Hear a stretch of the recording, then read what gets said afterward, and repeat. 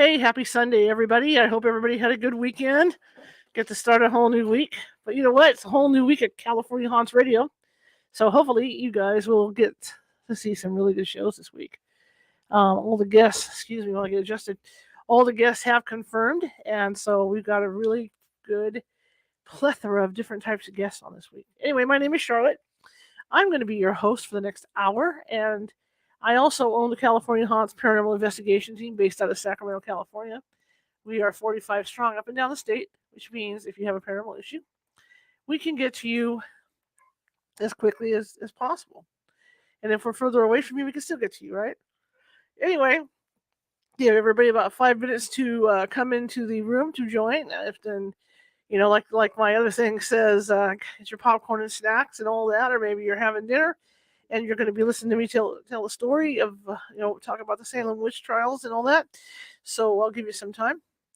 But I've been pretty busy this weekend. I was cleaning my yard and getting ready for Halloween, and so it begins at my house little by little. And this week I'll be busy doing my house and getting things ready because winter's coming.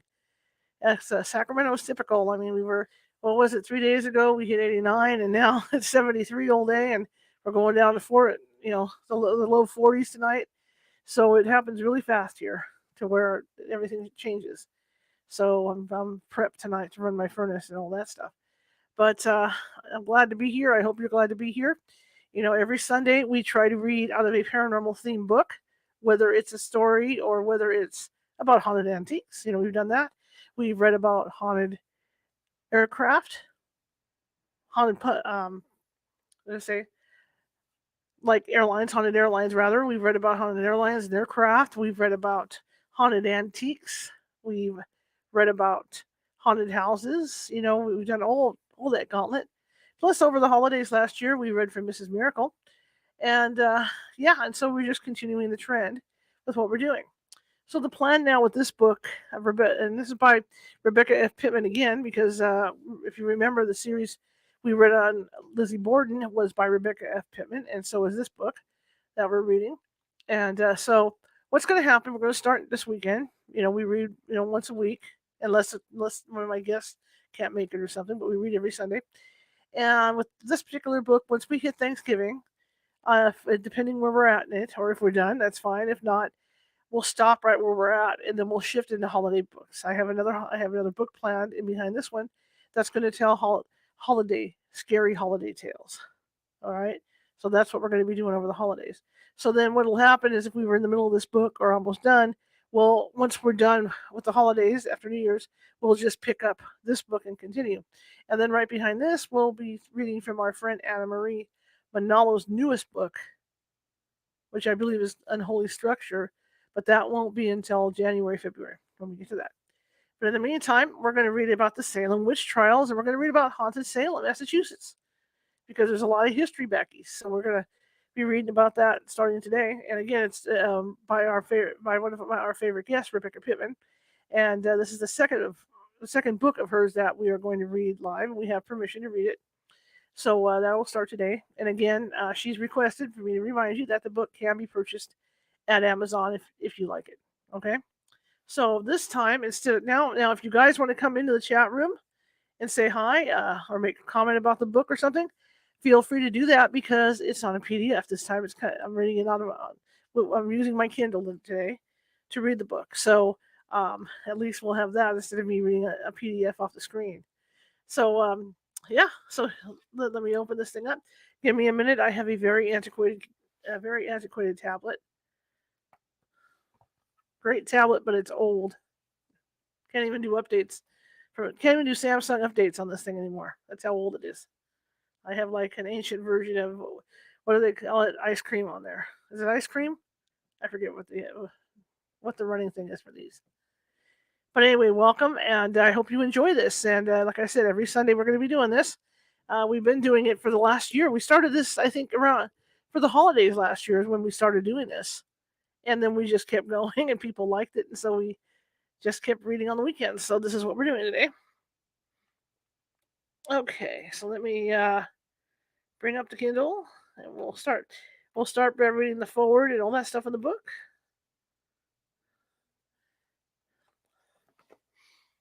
And again, if you want to do a chat and talk to me or talk to each other in the chat room, feel free to do that. I will be able to see them now because I'm not reading, directly off the laptop screen for this one. So let me call it up. Okay. Okay. So are we ready? I think we're ready to go. If somebody wants to make me some popcorn and snacks, that'd be really great. Okay. So I'm going to go ahead and see if I can do this. I'm going to move this. Just hang in there for 1 second. Okay. I think you guys can hear me all right with that. I'm going to move the mic over here because that way I won't have a mic in my face when I'm reading. So I'm going to boost this a little bit. I don't like the sound. There's too much back sound on it. Hang on. Just make an adjustment on this. There we go. I didn't like the back sound. Okay, so here we go. So we are reading from, let me go back over. Okay, hang on. It blew itself up. Hang on a second, let me get back in. I just moved myself off the page. Oh, this is how life is. Okay, the history and haunting of Salem. And it covers the witch trials and everything. So here we go. Let me write this up. And of course, the book, again, is The History and Haunting of Salem, the Witch Trials and Beyond. This is the preface. I was faced with the reality that so many dedicated historians and gifted writers have gone before me, and will, no doubt, come after. The unprecedented events of 1692 in a remote and relatively unimportant town called Salem Village continues to capture our imagination and beg for answers. Why? Why here?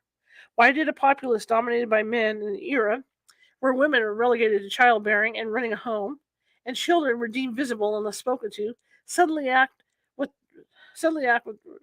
recredulity to claims of witches and the devil from girls as young as 8 years of age?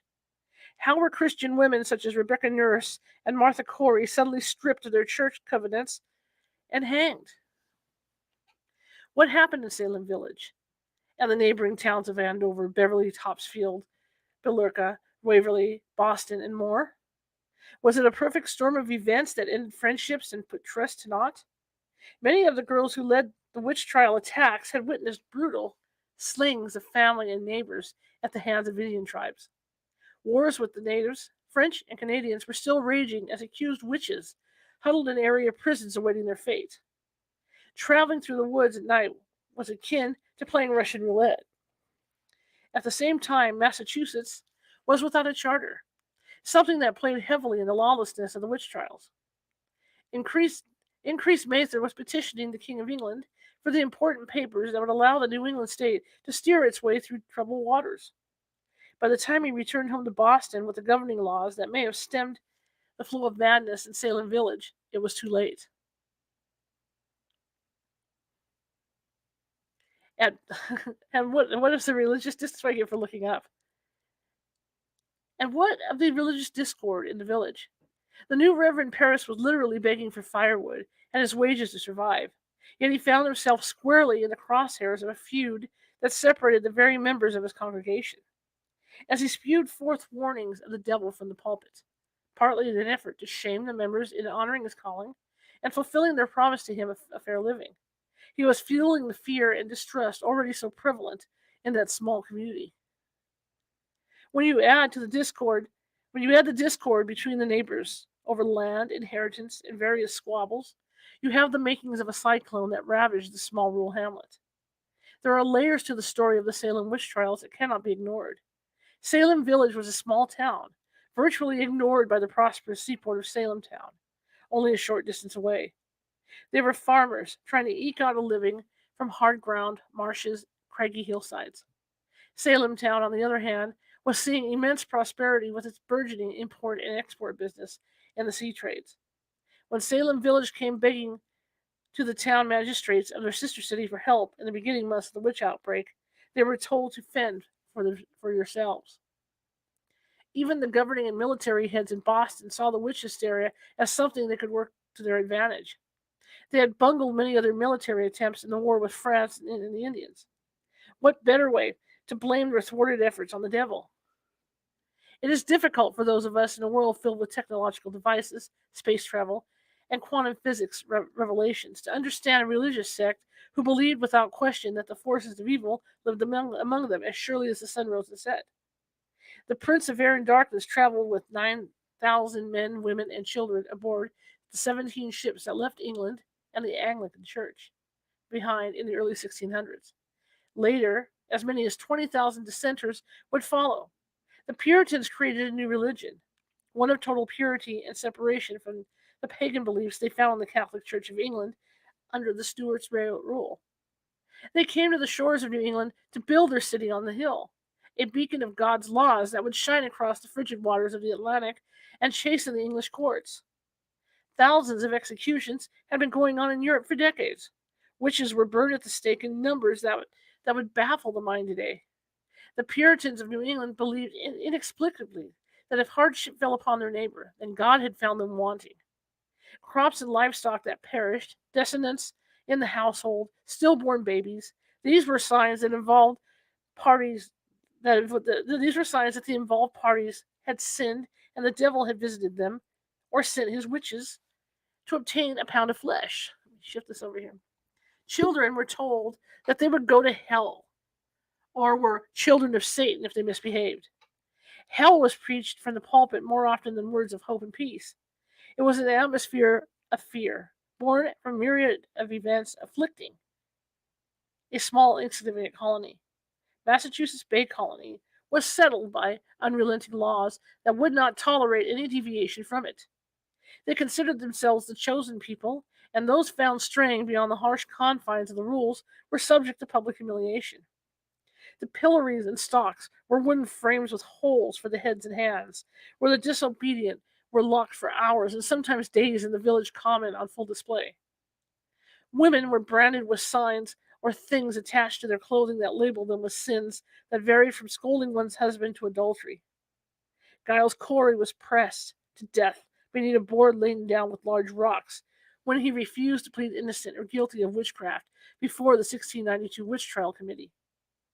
Hangings were a public affair, and children were in attendance. These public humiliations and executions were a warning to others who thought of going off the Puritan beaten path. Children were not cosseted in the harsh New England households and communities. Their souls were at stake, and if seeing their neighbor dangling from a tree limb instilled the fear of God in them, then it was a necessary lesson. The colonies were ruled by men. Women were to bear the children, tend the gardens, make candles, quilts, and clothing, and obey. Above all, obey. Some were lucky enough to have grown female children to help them or servants. The chores and meals were a tedious rhythm to each day. Men worked tirelessly in a wilderness that often seemed determined to maintain its invincible tree lines and rocky landscape. Marshes were sprinkled throughout the territory, a breeding ground for mosquitoes and disease. The household leaders, however, were afforded the variety and companionship of their male neighbors that women were denied. The village males would go off and hunt and fish after the harvest was gathered. They attended meetings and discussed church and village politics. For the wives and daughters, the sparse walls of the rudimentary homes were their world. Trips to the market, a quilting bee, or to church were looked upon as a holiday from the drudgery they inherited along with their mother's brooch. Church meeting houses became a place to catch up on gossip concerning neighbors and juicy nuggets of information about nearby towns. The religious grapevine had tendrils that reached unprecedented distances in the winter of 1692. The Puritans of the Massachusetts Bay Colony became more unrelenting and intolerant than the Church of England from which they had escaped. Than the Church of England, I'm sorry. Than the Church of England from which they had escaped. They brought much of the religious dogma with them, along with their family heirlooms, chosen pieces of furniture, and pewter. The smoke of thousands of witches roasting upon wooden pyres in European courtyards clung to them as surely as the salt scenting the sea air.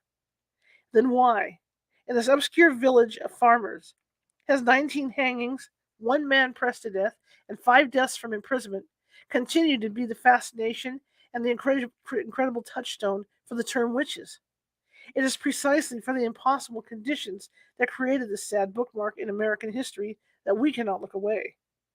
As with my other books, In the History and Haunting series, I set up the atmosphere of the happenings based on archived documents, testimony, and history of the area. It is my way of pulling you into the story. It's a nod to Truman Capote's nonfiction novel, In Cold Blood. The facts are real. The telling of them is my own particular style. The final section of the book offers insights into haunted locations around Salem and events that still impact the town today, such as the continued fascination with the movie Hocus Pocus. It is my sincere hope that this book offers another viewpoint and insight into one of America's tragedies. These were real people who, in another time, during different circumstances, may have survived. Their story is one of acute courage and faith. They are due our empathy and our admiration, along with our curiosity. Quotes and testimony from the witch trial era have been left untouched, spelling errors and all. I felt it gave authenticity to the text. Rebecca F. Pittman, June 25th, 2019. Prologue. Let me make sure I get this in the position I want before I start going at it. Here we go. Let me do this. All right, everybody, here we go. Prologue. The moon pressed hard through the sullen clouds in an effort to see its reflection in the steel gray waters of Salem Harbor. Winter laid claim to the hamlets, fields, and houses that clung to the hard ground in a terra firma patchwork quilt. Their boundaries were documented only as rough lines drawn up upon crude maps. Their ambiguity creating a constant source of contention among the neighboring towns. It was January 1692. As smoke curled from the chimneys of homes, both rudimentary and money alike, something moved in the smoke, laden night air.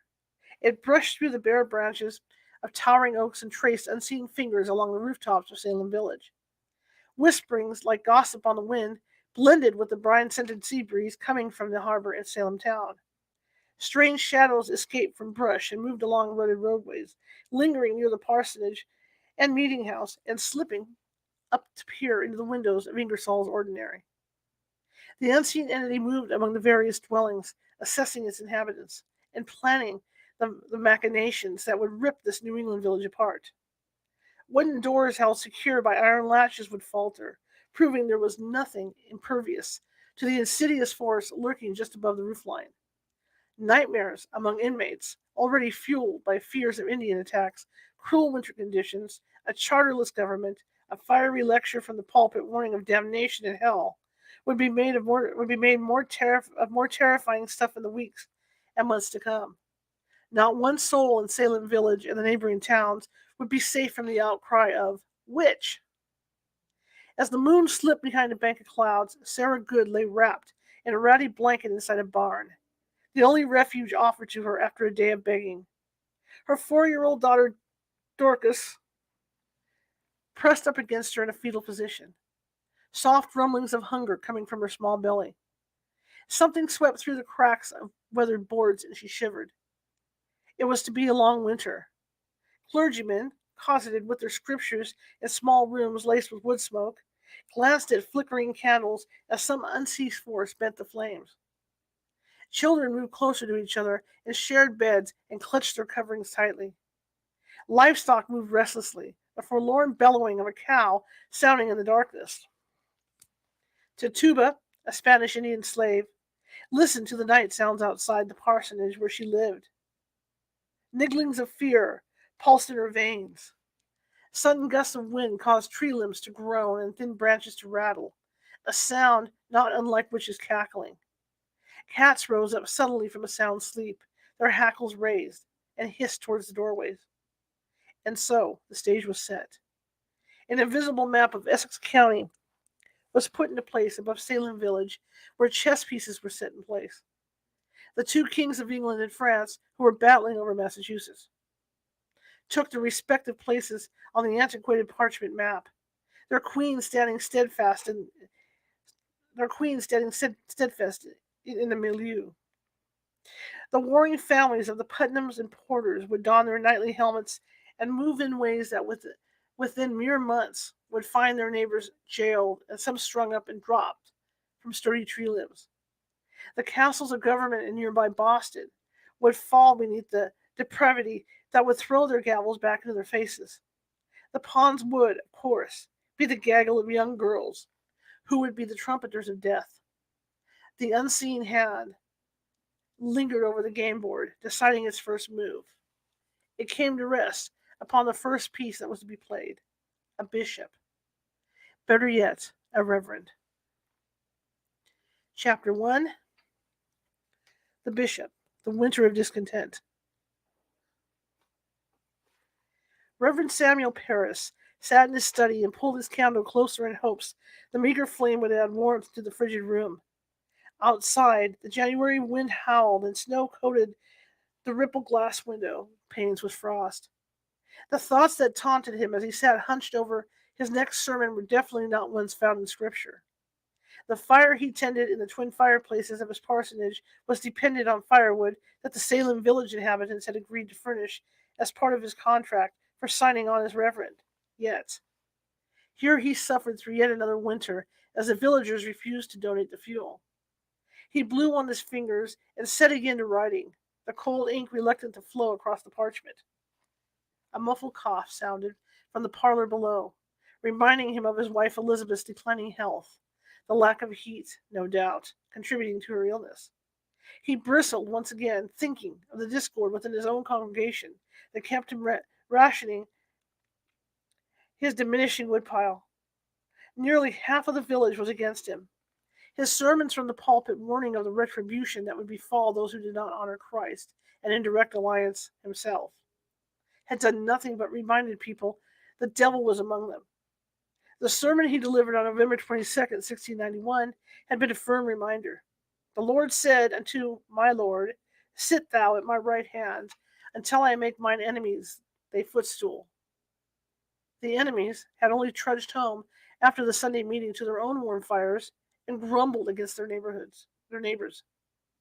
What am I doing here? Played like a refrain in his tired mind. He knew the fate that had befallen the three clergymen before him. Two were hounded out of town, John Bailey and George Burroughs, and only Deodat Lawson had met with some popularity, but chose to leave the cantankerous bickering and feuds of Salem village by signing on as a chaplain for the military expedition to Maine. The appointed governor, Sir Edmund Andros, headed the expedition in 1687. Soon after his return to Salem village, Lawson's wife and daughter died. As was the prevalent mantra in the small hamlet, some villagers felt his tragic loss was punishment by the devil for deserting them. He moved to Boston in a fury, where he finally became the pastor of the pastor of Scituate, Massachusetts. But Salem village had not seen the last of him. He returned during the witch trials of 1692 to look into the outbreak. The result was a 10-page pamphlet titled A Brief and True Narrative of Some Remarkable Passages Related to Sundry Persons afflicted by witchcraft at Salem village. Parris rubbed a hand across his clammy brow and thought of the enormous tragedies that surrounded his small village. Smallpox had broken out in nearby Salem town, no doubt brought in by a ship where the disease had broken out earlier. Indian raids still ravaged the coastline, burning and destroying towns only 57 miles away, such as York, Maine. Many of his parishioners were refugees from the milieu. I don't know why I can't say that word. And several young girls whose faces looked up to him from their pews of the Sabbath were orphaned and working as maids in village homes. Mercy Short was one such survivor who had witnessed unimaginable atrocities at the hands of the Wambonki Indians when in 1690 they attacked Salem Falls, New Hampshire, now Brunswick, Maine. Mercy was the daughter of Clement and Faith Short and sister to 9 siblings. Her mother and father and 3 of the children were slain before her eyes. 15-year-old Mercy was taken captive and marched through the harsh wilderness to Quebec, where she would be sold as a captive. During the frightening pilgrimage, Mercy witnessed one teenage girl beheaded as a warning to the others should they try and escape. A small boy was murdered and dropped before her, and one of her Salmon Fall neighbors, Robert Rogers, was stripped and tied to a stake and forced to endure horrors that haunted the young girl's dreams years later. Cotton Mather, the minister from Boston, who would play a large role in the witches' trials, wrote of Roger's slaying, "The Wombakis danced about him, and at every turn they did with their knives cut collops of his flesh from his naked limbs, and throw them with his blood into his face." Mercy Short was one of the lucky few who was ransomed in 1691, only a year before the witchcraft outbreak began in Salem Village. She became a servant in the household of a wealthy merchant's widow, Margaret Thatcher, in Boston. The following May 1692, she happened across Sarah Good, the second victim of the witch trials, who was being held in the Boston prison. Sarah asked Mercy for some tobacco. The young 17-year-old threw wood shavings in the face of the accused witch instead, shouting, "Here is tobacco for you." Later that night, Mercy finally lost touch with reality and broke out in violent fits, unable to sleep or eat. Cotton Mather was her acting minister at the time and took her into his home to try and exorcise the demon tormenting her. He also studied her and wrote about the incident. Reverend Samuel Parris continued to stew. Massachusetts seemed doomed. The colony had been without a lawful charter from England for 5 years now. They were essentially steering a rudderless ship. Increase Mather, Cotton's father, was even now in England begging King James to reinstate their charter that had been taken away earlier after the Puritans refused to honor the church dictates of the British Isle from which they had escaped. When they threw the England-appointed Governor Sir Edmund Andros in prison, their charter was revoked. Without the charter, inhabitants of the New England settlement faced the realization that the land that they had cleared, farmed, and built their homes upon was now without a valid claim. Tensions and land boundary disputes erupted. Salem Village quarrels taken to Boston's General Court were slow in being resolved. If they appealed to the magistrates in Salem town, they were basically told they were on their own. Salem Village, known as the Farms, had been negotiating with the prosperous seaport of Salem town for years to gain their autonomy and stop paying taxes for things that did not benefit them, such as road repairs and help with the town's poor. "Let us pay to fix our own roads and tend to our own poor," was basically the entreaty put forth repeatedly. They also wanted their own church meeting house to alleviate the long walk to Salem town to worship. Roads were barely passable, often no more than cattle trails, and weather conditions were harsh.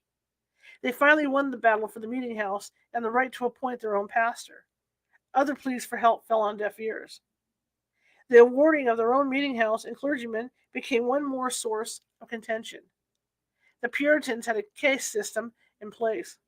Church attendance was mandatory. However, not all church attendees were given the title of full member.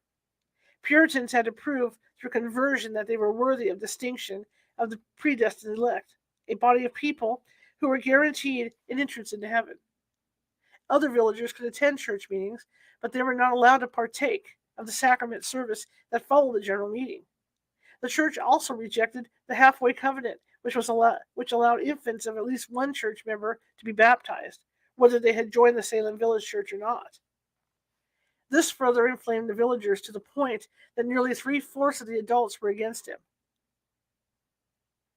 In essence, the congregation was separated into haves and have-nots, and the have-nots resented it.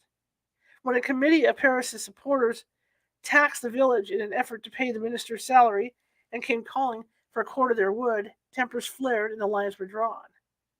This division would play out in the most heinous of acts. Salem Village was adrift. They were neither part of Salem town nor legally protected under Boston's higher councils. Without a charter to give guidelines and backing to the constant eruptions between neighbors, families, and businesses, Salem Village was a powder keg with a fuse waiting to be lit. The struck match would come in the form of a simple conjuring trick using an egg and a glass of water. Chapter 2, The Ponds. Something wicked this way comes. The new year of 1692 brought with it a thick snow, eradicating the road's boundaries and unwrapping Salem Village's households in a feeling of isolation. Cabin fever was a very real thing when the winters were upon the spread out homes of this small enclave. Sequestered in rooms that afforded little entertainment, the inhabitants looked out upon a world of white. In Reverend Samuel Parris's home, The firewood was used sparingly, adding to the feeling of hopelessness that pervaded the clergyman's thoughts. His wife was often bedridden, and there were 4 children living beneath this roof. Not even Christmas had colored the home in boughs and presents. Christmas and Easter were considered pagan holidays and were not celebrated in Puritan homes. Winter brought only the relief that perhaps Indian attacks would be fewer in the deep drifts of snow. Legends have abounded as to whether the witchcraft outbreak began in the kitchen of the parsonage which Tituba, the slave Paris, brought with him from Barbados, may have been teaching conjuring and spells. Paris had failed to make a going concern of the plantation his father left to him, and now found himself in New England, first as a merchant, and finally as the minister for a small bickering village. He had brought with him 3 slaves, Tituba and John Indian, and a young black male who died at the age of 16. No specific documents, but 2 survive that point specifically to Tituba teaching Paris's young 9-year-old daughter Betty and her 11-year-old cousin Abigail fortune telling and spells. The only recorded account comes from Reverend Hale's passage in his modest inquiry into the nature of witchcraft, 1702. He wrote, "Concerning the events of 1692, I knew of one of the afflicted persons who, as I was credibly informed, did try with an egg and a glass to find her future husband's calling, till there came up a coffin, that is, a spectre in likeness of a coffin, and she afterward followed with a diabolical molestation to her death, and so died a single person. The original spelling, parentheses, the original spelling has been kept from the document. The other mention of this incident was also by Hale, and he documented it during his visit to Betty Paris at a later date. It will be discussed later in the book. Many attribute Hale's description to Abigail Williams. He was one of the first on the scene to witness the frightening antics of she and Betty Paris, and the Venus glass conjuring may have slipped out. Abigail was orphaned and living with her uncle's family in the parsonage. Her role may have been slightly more elevated than that of servant, as she was, after all, Reverend Paris's niece. But her dull routine would have involved unrelenting boredom and household chores. Abigail did die single at the age of 37. Others of the witch trial accusers also died without marrying, leaving Hale's accreditation to one of the afflicted somewhat ambiguous. Betty Paris married and bore 5 children, dying at the respectable age of 77. Young Elizabeth, Betty Paris, was by all accounts a nervous child. Her mother was often ill, and her father preached fire and brimstone with aplomb. Tales of Indian attacks and burned villages were not fabrications, but a living, breathing reality, one that many of the orphan village girls told with relish. Her father's constant diatribe about the lack of firewood and essentials may have haunted her. Her daily scripture study reinforced that the devil was real and hell was wide open for those who strayed, even in thought. Children were taught to speak only when bidden. The Puritan form of love was founded on spare the rod and you spoil the child. For a 9-year-old, the world was a foreboding place. Many of the young women who cried witch and were later grouped as the afflicted were in their teens and early 20s. Even Ann Putnam, one of the few married adult accusers, was only 28. These girls were becoming women, their hormones and repressed natures straining at the Puritan bit with which they had been fitted. There was no outlet for pent-up frustrations and drama. While occasional harvest festivals and dances occurred in the village, along with some singing and a few lawn games, the Puritan belief was that frivolity was of the devil's making. The mantra, idle hands are the devil's workshop, acted as a yardstick for righteous living. Teenagers in the 21st century are no different. The term, "that's a teenager for you," validates the common interpretation that this is a time of life when acting out, rebelling, and finding oneself is a matter of course. For Salem village in 1692, hemmed in by an isolating winter, it only took one young woman defying the rules to set off a maelstrom. It is generally believed the strange behavior of Betty Paris and Abigail Williams began to manifest in mid-January. A week later, on Monday, January 25th, York, Maine, was attacked by roughly 150 Wabanaki Indians. They captured most of the town's houses, burned others, and destroyed livestock and inhabitants. Nearly 50 villagers were murdered and another 100 taken captive. One of the butchered was Reverend Shubal Dummer, proving the clergy were not a protected people. Reverend George Burroughs from Wells, Maine, who would later be one of the accused in the witch trials outbreak, looked upon the burned ruins of York and said, God is still manifesting his displeasure against this land. He who formerly hath set his hand to help us doth even write bitter things against us. This was the underlying belief in New England. The chosen people were beginning to believe they were now chosen not by God, but his nemesis, the devil. What had they done to incur such wrath? Who among them was bringing on this continuous affliction? It was in the very home that George Burroughs, had once inhabited as a former reverend of Salem village, that the first signs of something amiss began to manifest. If the two children living there had indeed been playing with magic, had the threat of the devil tormenting those who defied the Puritan laws taken hold in their young minds? For Betty, whose father was, after all, the reverend and religious leader in the village, the guilt of trifling with things she knew were forbidden may have unnerved a mind already beset with fears. Legend has it that the two girls, and possibly other teenagers in the nearby households, had asked Tituba to show them how to see the roles of their future husbands. For these girls, the man they might one day marry held all their future hopes. Unmarried women were sometimes left destitute or reliant on others to provide them with a home. A rich husband was desirable, but in a village where the eligible young men may have been few, the uncertainty of their future as a spinster or matron was a daily reality. Many people dabbled in white magic, feeling the need to have some control over their lives. It was strictly forbidden, yet it was common knowledge it was practiced behind closed doors. Cotton Mather had remonstrated against it in his sermons and writings. One such device for peering into the future was called a Venus glass. An egg white was dropped into a glass of water and gently stirred. As the albumen settled, it was thought to take the shape of a future husband's occupation. Thus, a scythe portended a farmer, an apron a butcher, etc. According to Reverend Hale's account, one such conjuring revealed the shape of a coffin.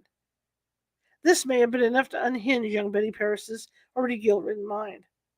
Did the coffin mean her own death for dallying with the devil's magic? It is at this gathering that legend puts the beginning of the witchcraft madness. Shortly after January 15, 1692, Abigail Williams began to exhibit strange behavior that revealed itself as strange utterances and staring for long periods of time at the space before her. Betty soon followed suit. Or she may have been the first, but their symptoms worsened quickly. The children crawled beneath furniture and shrieked at unseen horrors. Reverend John Hale from neighboring Beverly was the first to report on the strange behavior of the girls. Reverend Paris may have reached out to him as a fellow clergyman in hopes of keeping the girls' maladies from the gossiping villagers. Hale later wrote that the girls were sadly afflicted of they knew not what distempers. They were bitten and pinched by invisible agents. Their arms, necks, and backs turned this way and that way, and returned back again, so as it was impossible for them to do to themselves and beyond the power of any epileptic fits or natural disease to affect. Sometimes they were taken dumb. Their mouths stopped, their throats choked, their limbs racked and tormented, so as might move a heart of stone to sympathize with them, with bowels of compassion for them. Reverend Hale also stated, I will not enlarge in the description of their cruel sufferings, because they were in all things afflicted as bad as John Goodwin's children at Boston in the year 1688. Deodat Lawson witnessed the recent afflictions of the 4 children of John Goodwin in Boston. They were believed to be bewitched in June of 1688. One of the young girls, Martha Goodwin, would have to be restrained to keep her from running into the fireplace where a fire was lit. Lawson wrote that the children exhibited strange behavior. Yeah, they would fly like geese and be carried with an incredible swiftness through the air, having but just their toes now and then upon the ground, and their arms waved like the wings of a bird. An elderly Catholic woman, Mary Glover, was accused and arrested for bewitching the children. She was hanged that same year, only 4 years before the 1692 Salem hangings. An earlier famous account of a young woman's affliction came from England and was presented to King James I in 1605. Anne Gunter showed pins sticking into her flesh and stunned the onlookers when she vomited pins from her mouth and expelled them through her nose and even her urine. King James I, a man well studied in the art of witchcraft, accused her of fraud. She admitted to it finally, and the case was noted in several publications. On March 13th, 1664, two elderly widows from Lowestoft, England, Rose Cullender and Amy Denny, were accused of witchcraft after 13 indictments were brought against them, alleging they had bewitched several people, including children. The two women were hanged on March 17th, 1664, a mere 4 days after their trial. The case was publicized in a 60-page pamphlet titled A Trial of Witches at the Assizes held at Bury Street, Edmonds, for the county of Suffolk on the 10th day of March, 1664. It was published in England in 1682, only 10 years before the Salem witchcraft outbreak. It is significant as the parallels of the afflicted symptoms. The resulting aftermath is eerily similar to those of the Salem accusers. The report states that Samuel Pacey of Lowestoft refused to sell Amy Denny some fish. Hang on a second, it just flipped upon me. Some fish on several occasions. After denying her for the third time, Pacey's daughter Deborah was taken with most violent fits, feeling most extreme pain in her stomach, and shrieking out in a most dreadful manner, like unto a whelp, and like unto a sensible creature. During the trial, Pacey testified that his daughter, in her fits, would cry out of Amy Denny as the cause of her malady, and that she did affright her with apparitions of her person. Rose Cullender was also accused of appearing to Deborah and her older sister Elizabeth in visions, threatening them. The two women were examined for devil's marks by a team of 6 matrons. These marks were supposed to prove that the accused was a witch, and the marks were where she suckled her familiars, animals such as snakes, birds, and other small creatures that did her bidding. Marks were found on Rose Cullender, and this evidence was presented to the court. The trial began on March 10th, 1664. By then, the afflictions had spread to 3 other girls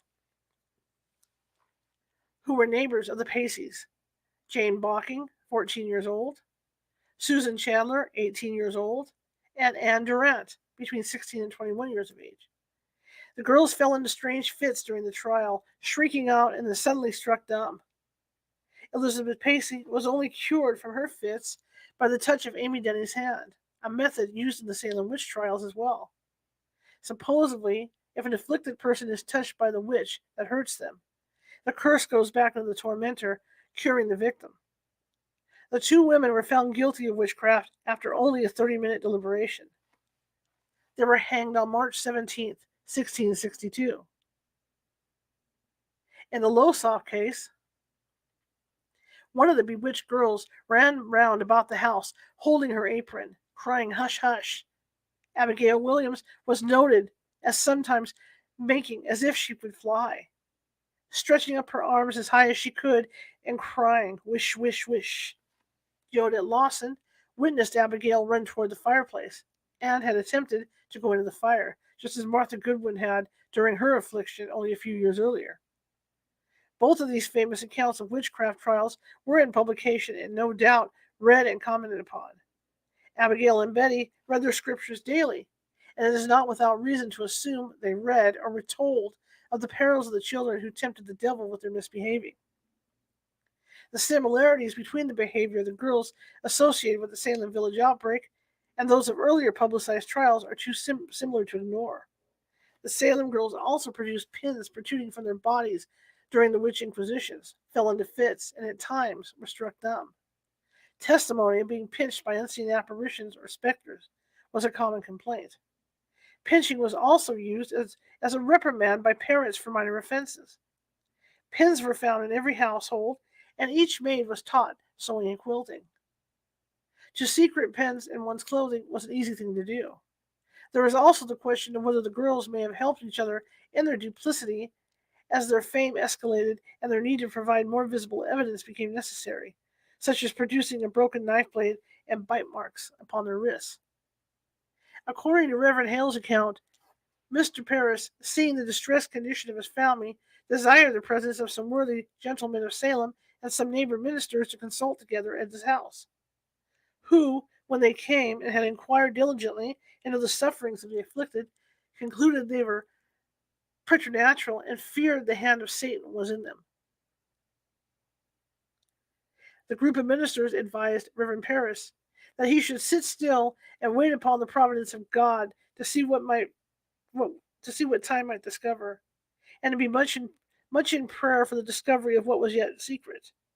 They also examined Tuba, who confessed the making of a cake, and said her mistress in her own country was a witch, and had taught her some means to be used for the discovery of a witch, and for the prevention of being bewitched, etc., but said that she herself was not a witch. The above narrative was printed in a publication called A Modest Inquiry by John Hale in 1702, 10 years after the 1692 witchcraft outbreak. That he was on the scene and witnessed the events in person holds great weight. Reverend Parris did as he was told and waited.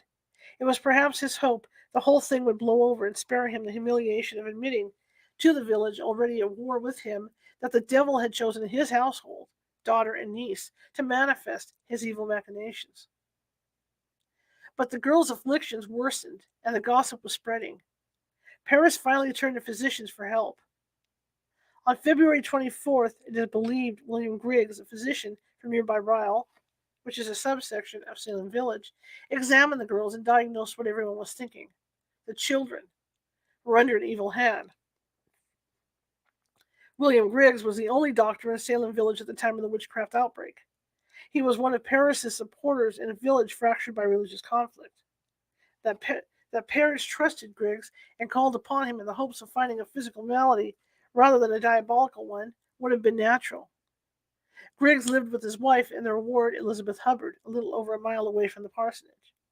Finally, on February 25th, 1692, Reverend Parris and his wife Elizabeth left the two girls alone with Tituba and John Indian to attend a Thursday lecture in a nearby town and talk with other clergymen about their problem. This innocuous trip was to become a turning point in what may have been two young girls' antics to gain attention. It may have begun innocently enough, with Betty's nerves getting the best of her.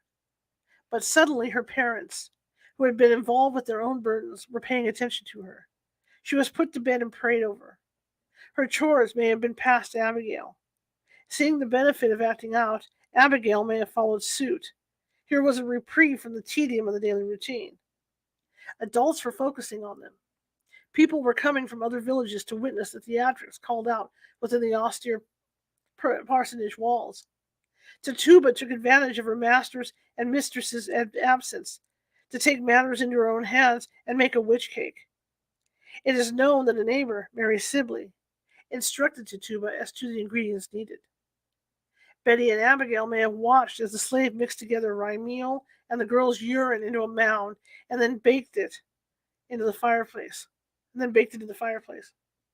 Once it was ready, it was fed to a dog, and a small party watched the animal with trepidation. The belief was that part of the witch was in the afflicted girls. Taking some of their urine and putting it into a cake would then extract some of the curse from them. Once the cake was fed to the dog, the afflicted girls might find relief, and the witch might really reveal itself. There is no record of whether anything came of the antidote. We do know Reverend Parris later found out about it and was furious. Tituba had used the devil's magic to combat the devil, thereby inviting him into their home. Worse, it was validated Betty's worst fears. that they had tempted Satan and his witches by conjuring with a Venus glass. Suddenly, it was no longer a game or a bid for attention. The cake was real. The counter magic baked into it must be real. Therefore, witches in Salem village must be real. It was also at this time, according to Tuba's testimony during her inquisition, that the devil appeared to the Paris' slave. Chapter 3.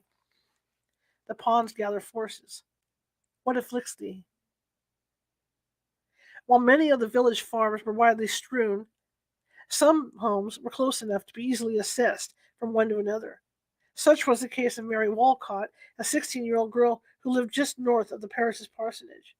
Elizabeth Booth, 18 years old, and Susanna Sheldon, 19 years old, lived far enough away from the parsonage that their indoctrination into the circle of girls may have come about after a Sabbath sermon at the meeting house.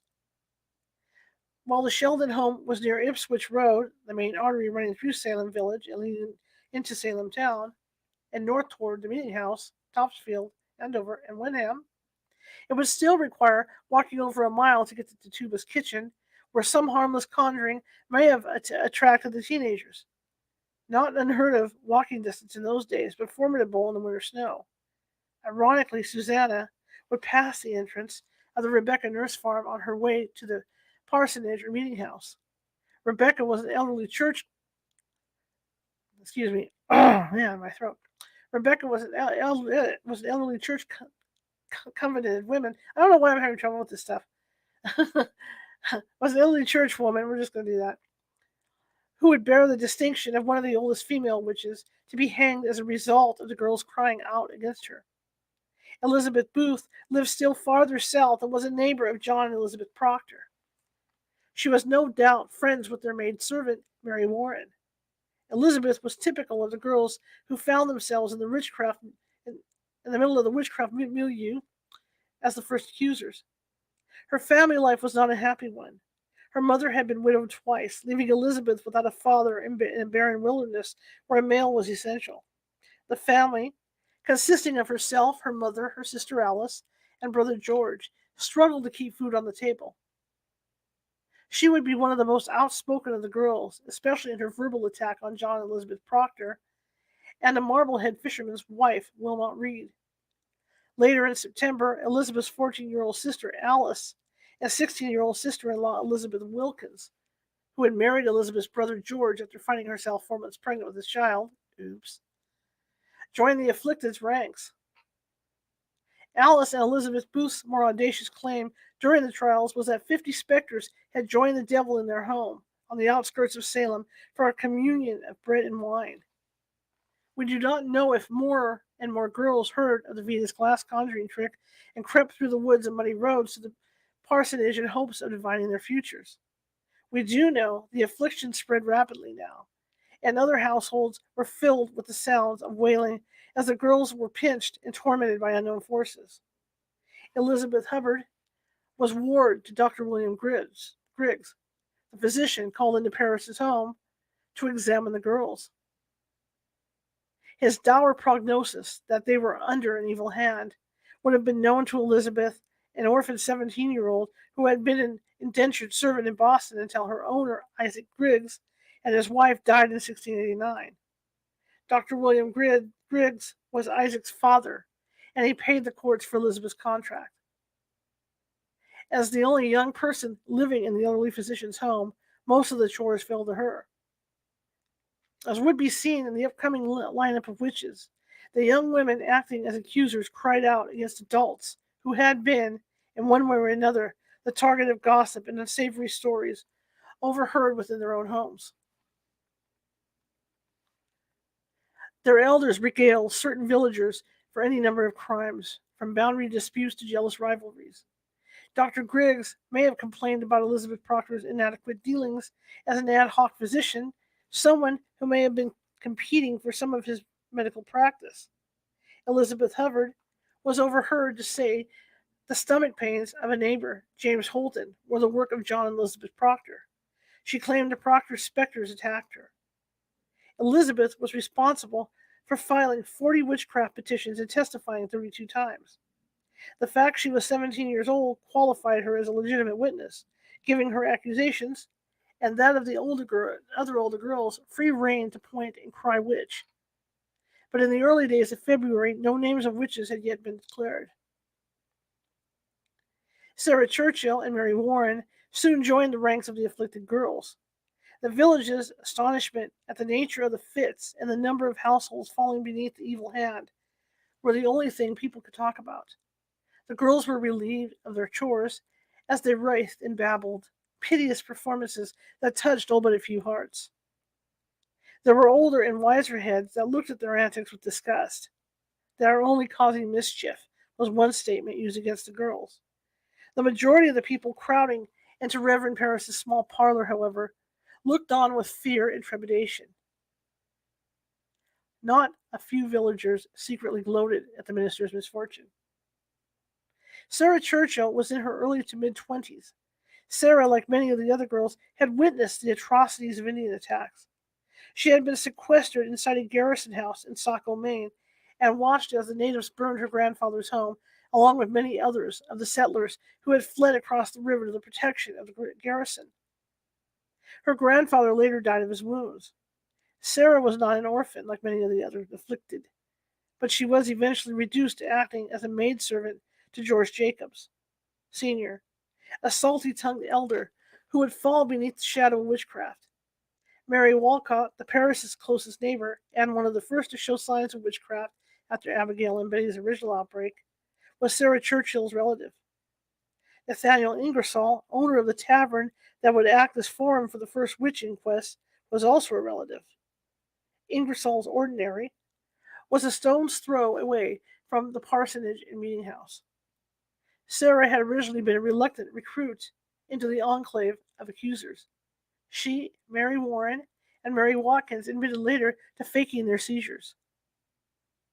When her faint attempt at seizure stalled, Mercy Lewis, out of fear the rest of them would be found out, pressured her into confessing her master, George Jacobs Sr., had beaten her with his walking sticks and called her a bitch witch. Sarah went on to accuse Jacobs' granddaughter, Margaret Jacobs, claiming that the two had forced her to sign the devil's book. They ended up in prison, but Sarah's outcry backfired as she found herself accused and thrown into jail. She confessed again that she had lied, and in June she was released. Mary Warren, aged 20, was another casualty of the Indian Wars.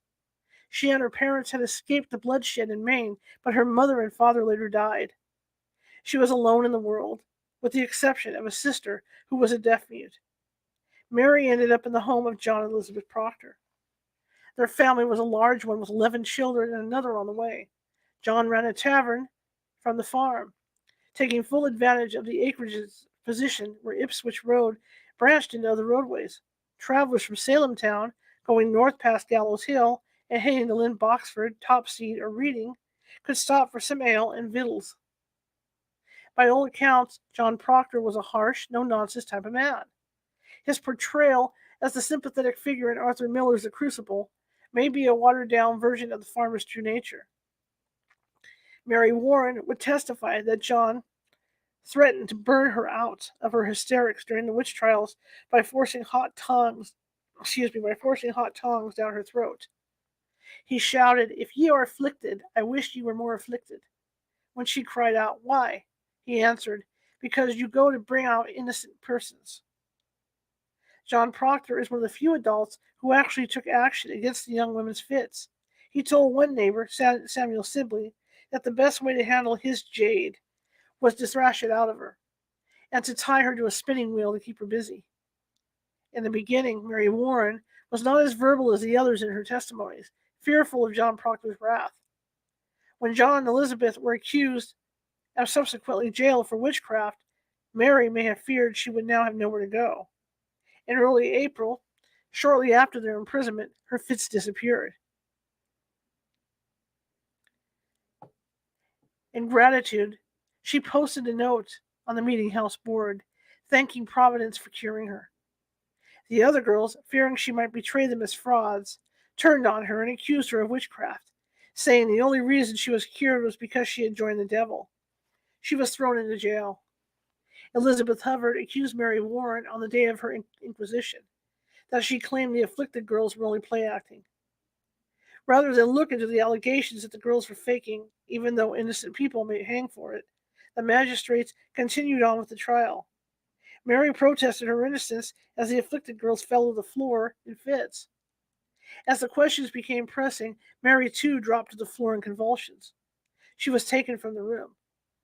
Upon being returned to the unrelenting questions and pressed to name witches, she again fell into fits and was removed, thus effectively avoiding pressing charges against the proctors or anyone else.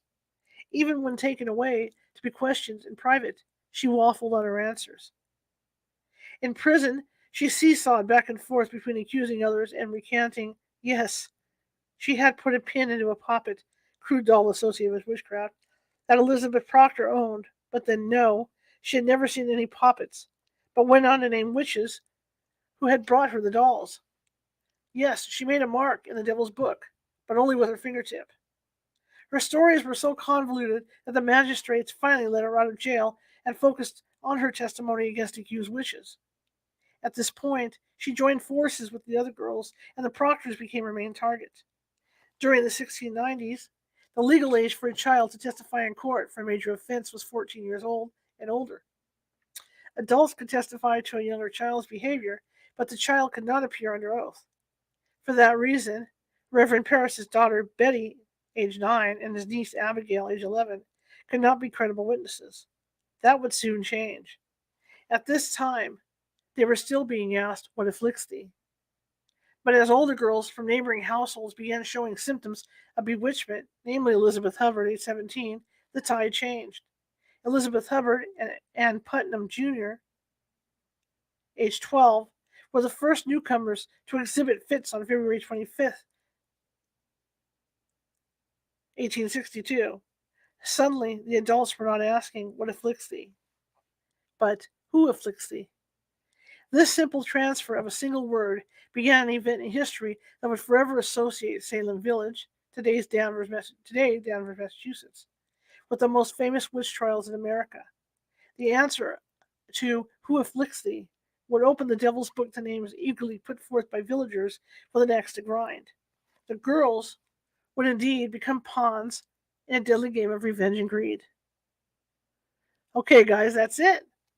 We'll start chapter 4 next Sunday.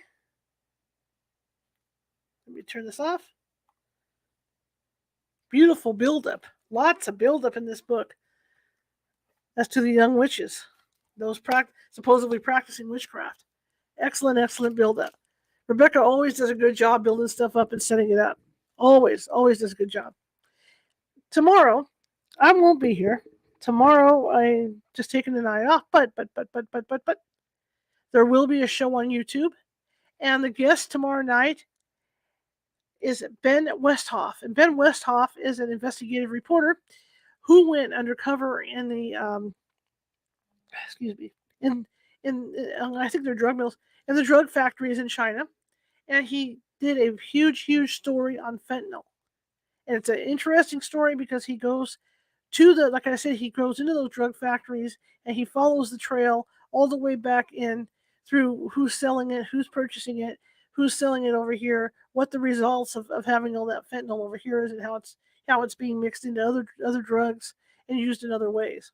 So it was a very interesting interview, something that's dear to my heart because, of course, of my back problems and how hard it is, to get opioids right now, and there's a lot of deaths going on with drugs, and some of these drugs are because people have to go out on the street to buy them. Like, for instance, somebody that's taking hydrocodone may have to go to the streets because they can't get it anymore and buy the hydrocodone from a dealer.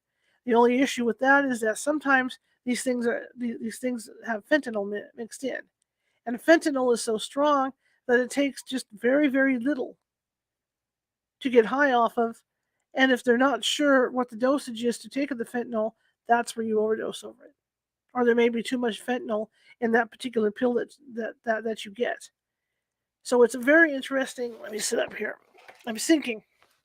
It's a very interesting interview, and I think you guys will get something out of it, because if you start looking through in Google and start looking through different magazines and stuff, They're like Time. I believe it was Time even came out. I could be wrong. It was Time or one of those bigger magazines came out with an opinion piece just recently about opioids and what's gone wrong with the regulation of them and all that. So I wanted to tell this story. I've been wanting for a long time to be able to kind of either talk about something like fentanyl or just kind of loop it all into one, to bring that out. It's something to bring out to people, and that's why I decided to do this. So that'll be tomorrow at 6:30 p.m. on YouTube. I've teased the show over on Facebook, so you guys can click it over there. It's also on YouTube, waiting to go as a premiere tomorrow. So please be sure to watch that. Let me know what you think of it. Let me know what you think of what he had to say about the fentanyl trade and all that stuff. Okay. And like I said, it's going to be an interesting week because we've got a little bit of everything guest wise coming through. I could give you a quick tease. This Tuesday we'll bring a woman who is a psychic, but she also lived in a very, very haunted house with something that was dark in the house. So she has a book out about her experiences in that house, and that'll be on Tuesday. On Wednesday, we've got Reverend Paul Bagley with us, and he is a expert in Bible prophecy. So we're going to be talking about what's coming up for all of us, or what not what's coming up, because this is entertainment only. What could possibly be coming up for all of us? So he's going to be with us on Wednesday. Okay, on Thursday we're going to be talking about alien hybrids and the hybridization program. I've got a lady coming on to talk about that, who fell victim to these abductions all her life and allegedly had, I'm going to say allegedly, has allegedly had 24 hybrid children. So she's going to be on Thursday. And of course, Friday, our special show, it's our Halloween build-up. Nancy Matz is going to be with us, and we're going to be talking about deceased pets. And she's going to answer your questions, maybe find out, if your pet's still with you or what's going on, or if you have a question you like answered. So we're going to have a big Friday. I just want to give you guys a heads up to what's coming up. But I do urge you guys to listen to tomorrow's show because it's something I don't cover all the time, and it's something that needs to be. Excuse me. It's something that needs to be covered and brought out to the open. Because it's not just happening to a few people; it's happening to a lot of people, and because it involves people, things have kind of ballooned out. As far as pain medication for people and all that, it all kind of like fits in. It all kind of jams together.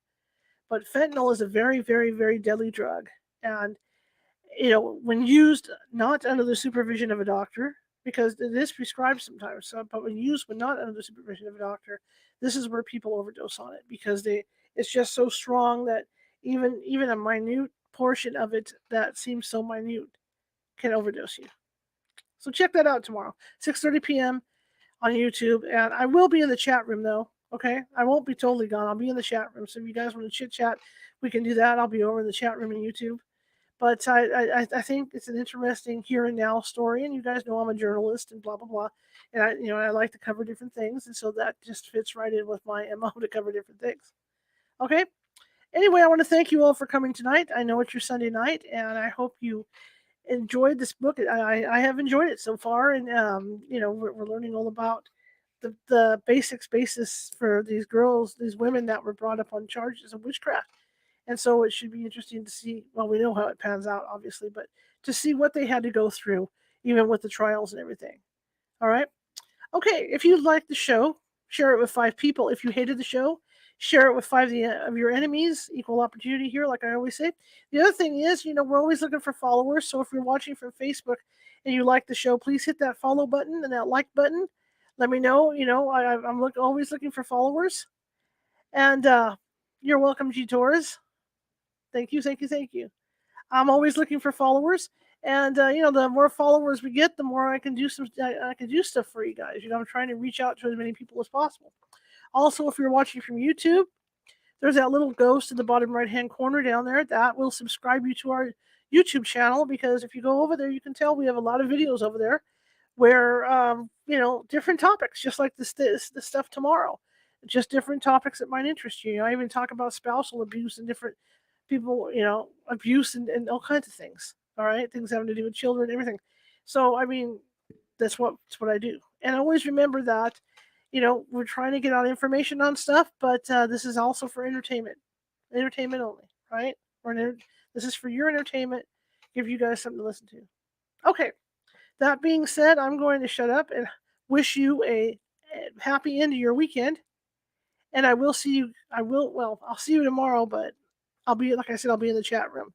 So I will see you live on Tuesday, but I'll still be hanging out a little bit tomorrow, and you guys can go ahead and watch Ben Westhoff. Okay, I'll I will see you in the chat room tomorrow. Have a nice evening, and